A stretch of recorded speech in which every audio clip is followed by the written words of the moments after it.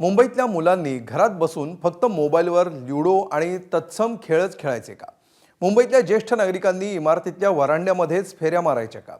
निवांत वेळ मिळाला तर मुंबईकरांनी परिसरामध्येच फेरफटका मारायला जायचं तरी कुठे? हे आणि असे अनेक प्रश्न सध्या उपस्थित करण्यामागचं कारण देखील तसंच आहे.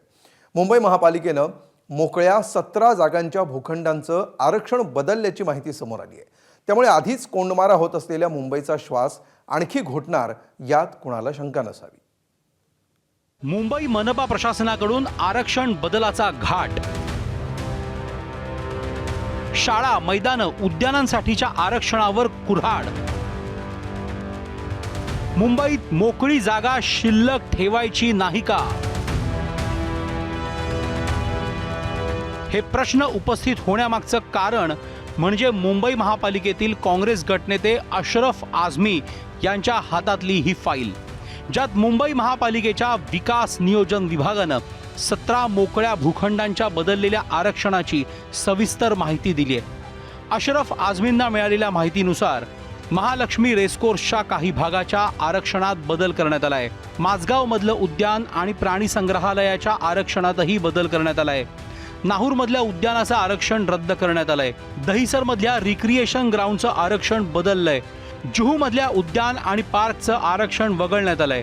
ओशिवरातल्या मनपाच्या शाळेचं आरक्षण बदललंय. वरळीमधलं उद्यान आणि पार्कचं आरक्षण रद्द केलंय. चेंबूरमधल्या मनोरंजन मैदानाचं आरक्षण बदललंय. लोअर परळमधल्या असल्फा प्लांटचं आरक्षण रद्द करण्यात आलंय.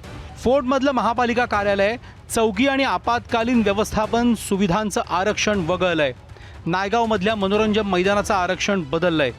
महानगर पालिका में पिछले 4 सालों में जो कुछ भी हुआ है वो बहुत सारी चीज़ें ऐसी हुई है जो पहले कभी महानगर पालिका के इतिहास में नहीं हुई थी.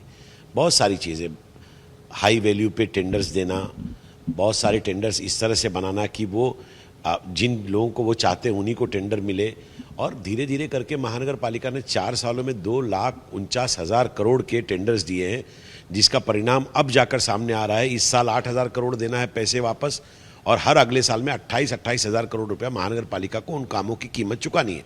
निवडणुकांअभावी मुंबई महापालिकेचा कारभार प्रशासनाच्या हातात असताना झालेल्या कारभारावर काँग्रेसनं टीकेची झोड उठवली आहे.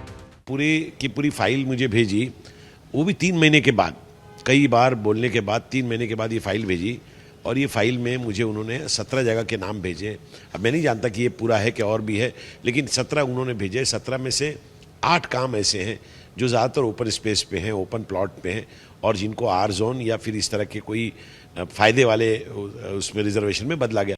मुंबईच्या लोकसंख्येच्या तुलनेनं मुलांना खेळण्यासाठी मोकळी मैदानं, बागडण्यासाठीचे बगीचे, ज्येष्ठांना फिरण्यासाठी किती पार्क उरलेत आणि आहेत त्या मोकळ्या भूखंडांचं देखील आरक्षण बदललं जाणार असेल तर आधीच श्वास कोंडल्या गेलेल्या मुंबईचा आणखी कोंडमारा होईल यात शंकाच नाही. ईशान देशमुख, ABP माझा, मुंबई.